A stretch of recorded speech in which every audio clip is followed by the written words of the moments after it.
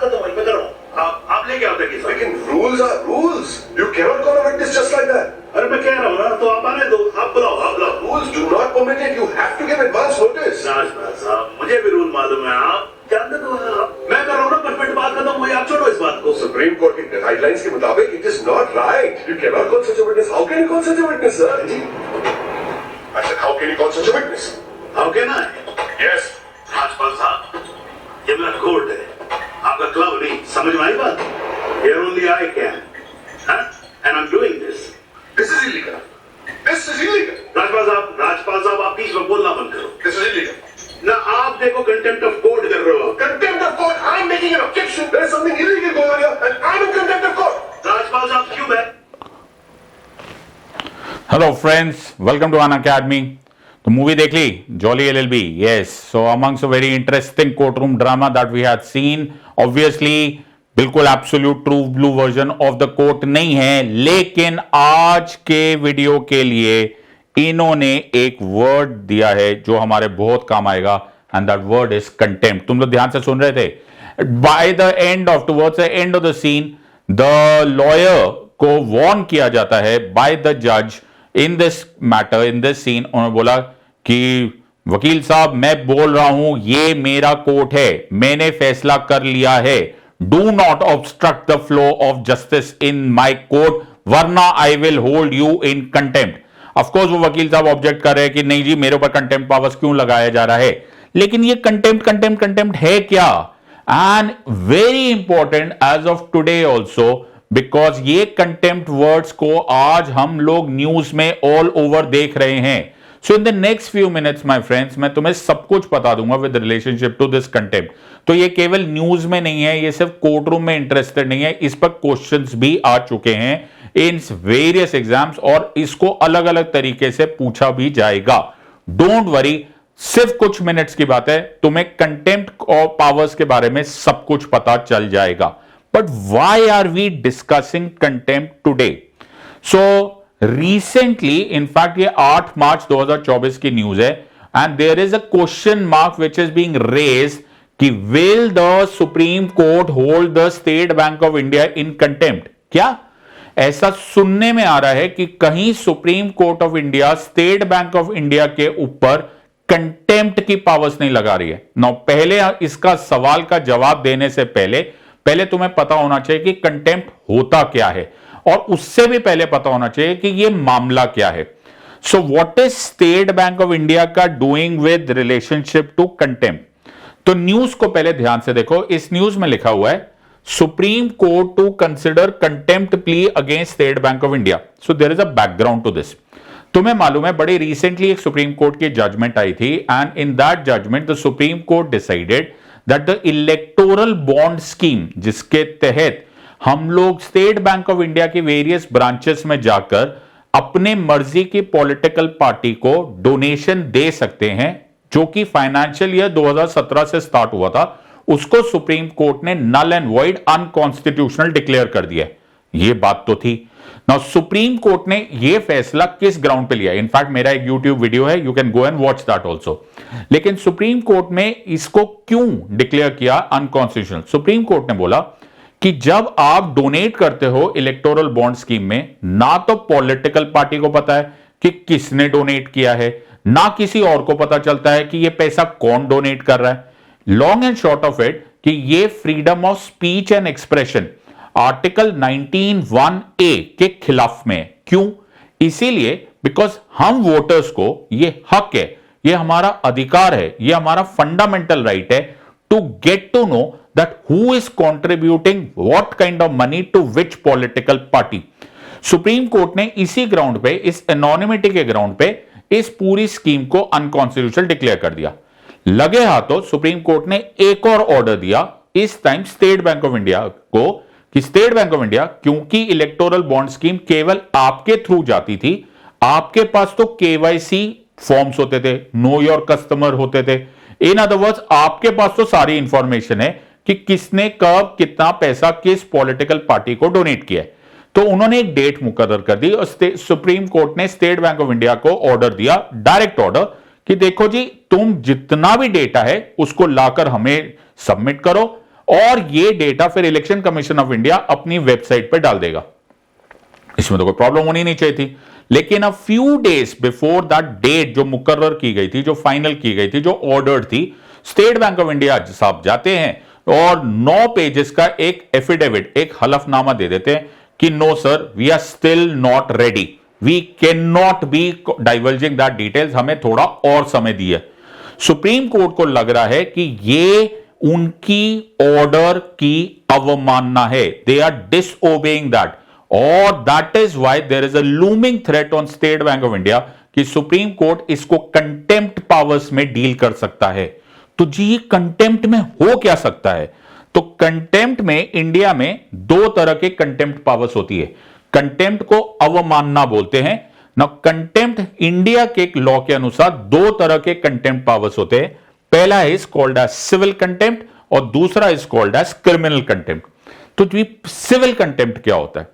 Civil contempt के बारे में जो लॉ में लिखा हुआ है वो लिखा हुआ है wilful disobedience of the orders of the court. Wilful, जानबूझ के तुम्हें कोर्ट का ऑर्डर आया, तुम्हें कोर्ट ने कुछ करने या फिर नहीं करने को कहा है और तुम जानबूझ के होते हुए भी तुम जाकर उस ऑर्डर की अवज्ञा करते हो, तुम उसको डिसोबे करते हो। Let me give you an example. तो सुप्रीम कोर्ट ने सपोज ऑर्डर दे दिया कि इस बिल्डिंग को सील कर दिया जाए, अब इस बिल्डिंग का कोई इस्तेमाल ना करे, और तुम दबंग हो जाओ और ना जी मैं तो ये सील तोड़ूंगा, मैं तो इस फ्लोर पे रहूंगा ही रहूंगा। There is a very high chance कि you may be held guilty of civil contempt. ये हो गया सिविल। दूसरा टाइप का कंटेम्प्ट को कहते हैं क्रिमिनल कंटेम्प्ट। अब ये क्रिमिनल कंटेम्प्ट क्या होता है? क्रिमिनल कंटेम्प्ट के बारे में जो लॉ में वर्ड्स यूज लिखा है वो ये लिखा हुआ है कि तुम स्कैंडलाइज द जुडिशरी नहीं कर सकते, तुम ऑब्स्ट्रक्ट नहीं कर सकते, तुम प्रेजुडिस नहीं कर सकते। आम भाषा में तुम ऐसा कुछ नहीं बोल सकते, ऐसा कुछ नहीं कर सकते, ऐसा कुछ नहीं लिख सकते जिससे कि जुडिशरी, जज की, कोर्ट की गरिमा में कमी आए या फिर उनको डिसरेप्यूटेशन हो, उनकी इंसल्ट हो। आप ऐसा कोई इल्जाम लगा दो, जज साहब के पर्सनल रिमार्क्स मार दो, there is a very high chance कि आपके ऊपर क्रिमिनल कंटेम्प्ट के चार्जेस लग जाए। तो क्रिमिनल कंटेम्प्ट, तुमने एक बड़ी फेमस मूवी देखी होगी, बड़ा फेमस सीन था सन्नी पाजी का, जब उन्होंने चिल्ला चिल्ला के बोला था तारीख पे तारीख, तारीख पे तारीख, तारीख पे तारीख। तो बेटा कभी कर मत देना, because that may be construed as criminal contempt. अभी मैंने जो जॉली एलएलबी का सीन बताया उसमें भी वो वकील साहब बोल रहे हैं कि जज साहब को वो काम नहीं करने दे रहे, उसको भी कंस्ट्रूड किया जा सकता है as obstructing to the flow of justice. आप ऐसा कुछ भी करो, देयर इज अ चांस कि आपके ऊपर क्रिमिनल कंटेम्प्ट यूज किया जा सकता है। मार्क माय वर्ड्स, मैं बार बार बोल रहा हूं कि यह जरूरी नहीं है कि हो सकता है। That's a very important part. Recently, in fact कुछ साल हो गए इस बात को, मिस्टर प्रशांत भूषण जो हमारे senior advocate in the supreme court है, उन्होंने कुछ ऐसे रिमार्क्स कर दिए थे to the then chief justice of India अपने ट्विटर अकाउंट से, जिसको कंस्ट्रूड किया गया था कि एज क्रिमिनल कंटेम्प्ट। उनके ऊपर पूरा पिटिशन स्टार्ट हो गई थी। वो बात अलग है कि फिर उनको एक छोटे से फाइन देकर उनको रिहा कर दिया गया, लेकिन the things could have gone far worse. At max अगर क्रिमिनल कंटेम्प्ट के चार्जेस आपके खिलाफ प्रूव हो गए और आपके ऊपर ऐसे चार्जेस लग गए, there is a very high possibility कि आपको पनिशमेंट हो जाए। और आपको मालूम है वो पनिशमेंट कितनी हो सकती है? You can get a punishment as long as 6 months in the jail, 6 महीने की सिंपल इंप्रिजनमेंट अलॉन्ग विद 2000 रुपया फाइन, और बोथ ये दोनों हो सकते हैं। ऑब्वियसली इसके साथ यह भी हो सकता है कि आपको कोर्ट जाने दे, आप अपोलॉजी करो, आप माफी करो और आपको जाने दे। Completely the decision of the courts. Now आपके मन में यह आ रहा होगा कि मैं ये सब कहां से पढ़ रहा हूं, कि where am I getting all this information, कि ये कहां लिखा है कि सिविल कंटेम्प्ट क्या होता है, क्रिमिनल कंटेम्प्ट क्या होता है। Very important part that you have to realise कि हमारे कोर्ट्स में जो कोर्ट क्या पावर यूज करता है उसको सिविल बोलते हैं, उसको क्रिमिनल बोलते हैं, उसमें पनिशमेंट क्या होती है, everything is written in a piece of law which is called as contempt of court act of 1971। बहुत जरूरी बात तुम्हें याद रखनी है कि कंटेम्प्ट पावर्स है, ये कॉन्स्टिट्यूशन में लिखा है, लेकिन कंटेम्प्ट होता क्या है, टाइप्स क्या होते हैं, ये लिखा हुआ है contempt of court act of 1971, जो कि ऑब्वियसली एक पार्लियामेंटेरियन लॉ है। Article 129 of the constitution supreme court को कंटेम्प्ट पावर्स देता है, लेकिन डिफाइन नहीं करता, समझाता नहीं है, क्लासिफाई नहीं करता, पनिशमेंट नहीं बताता, वो सिर्फ ये बात बोलता है। Article 129 says Supreme Court shall be a court of record. It shall have all the powers of such a court, including the power to punish for the contempt of itself. In fact, very interesting, Article 215 of the Constitution same powers High Court of the states को भी देते हैं, वो भी यही बात बोलते हैं। Every High Court of the state shall be a court of record, shall have all the powers of such a court, including the power to punish for the contempt of itself. लेकिन क्या होता है contempt, कैसे चलता है, etcetera etcetera, is all defined under the contempt of court act of 1971। तो उसमें लिखा हुआ है सिविल कंटेम्प्ट होता है, क्रिमिनल कंटेम्प्ट होता है, ये पनिशमेंट होता है, and so on and so forth. So both of these are written in this one. Contempt powers बड़ी जरूरी होती है, बिकॉज अदालत की अगर तुम अवमानना करोगे तो इन अ वे तुम रूल ऑफ लॉ को फॉलो नहीं होने दोगे, और then the entire system will come crashing down. So in a very short period of time मैंने तुमको ये सारी चीजें बता दी कि कंटेम्प्ट है। अब मैं तुम्हें जो आज की न्यूज है स्टेट बैंक ऑफ इंडिया, क्या सुप्रीम कोर्ट उस पर कंटेम्प्ट पावर्स लगाता है कि नहीं, that is of course we will see in the future. क्या वो अपोलोजाइज करके बात खत्म करते हैं, that also will see in the future.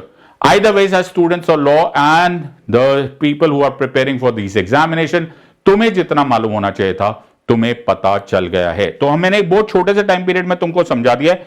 Late me see if you are able to understand this. अब सोचो इस बात को कि मैं तुमको 1 to 1 कितना डिटेल में पढ़ा सकता हूं। So my reputation precedes me in the way that I teach, decades of experience, very strict and controlled learning environment, कोई टाइम पास नहीं, कोई बेकार की बातें नहीं। We are here for a business, we are here to understand कि हमको civil service examination crack करनी है। सब्जेक्ट एक्सपर्टीज है only in GS2 and PSIR and strictly UPSC level training होगी, कोई टाइम पास नहीं, सीधी बात, नो बकवास। That is how I teach. Please use my code SIDLIVE SIDLIVE to join me when you want. तो also we have the Unacademy civil services championship, जिसमें हम तुम्हें tons and tons of rewards देते हैं। बहुत सारे लोगों को ऐसा लगता है कि पता नहीं हम रिवॉर्ड्स देते हैं कि नहीं। ये फोटोग्राफ्स प्रूफ है कि हम ये रिवॉर्ड्स देते हैं। हम सबको उस रियलिस्टिक चांस की तरफ लेकर जा रहे हैं, to prepare you in a realistic chance to crack this exam which is supposedly the toughest exam in the world. तो एक बार क्विकली आंसर देखने की कोशिश कर लो, just wait and understand. Quickly answer, तुम्हारे पास 15 सेकेंड है। Which article of the Constitution provides for contempt powers of the Supreme Court?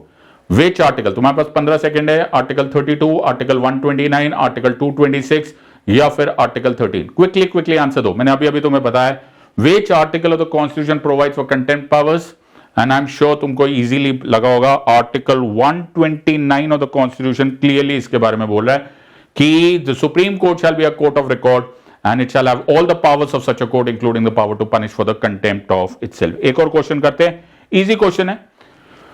Question है which of the following are types of contempt described in the Constitution of India? Civil, criminal, both A and B, none of the above. 15 second है तुम्हारे पास, quickly answer दो comment section में।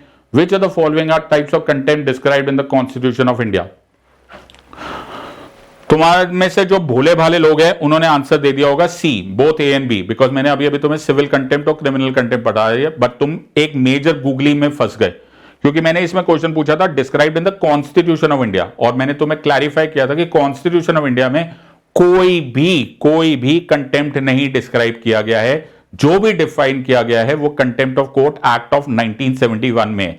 तो अगर तुम ध्यान से नहीं देखोगे तो devil lies in the detail. अगर तुम ध्यान से नहीं देखोगे you are bound to make a mistake. Answer इसका है डी, बिकॉज ये कहीं पे भी नहीं लिखा हुआ। तो I hope you realise this is called 24 carat rock solid preparation. एक छोटे से टाइम पीरियड में मैंने तुमको वो सब कुछ पढ़ा दिया जो कि अच्छे स्टूडेंट्स को आना चाहिए। बड़े बड़े एग्जाम्स को तुम क्रैक कर सकते हो। Make sure that you don't miss this opportunity. हमारा मार्च एक्सटेंशन ऑफर चल रहा है, 6 months फ्री तक एक्सटेंशन मिल जाएगा। This is a great opportunity for all of you. Don't miss this opportunity. Please don't forget to use my code SIDLIVE SIDLIVE, and I'll be very, very happy to teach you. In the words of Unacademy, let's crack it. Until next time, God bless, thank you, and Jai Hind.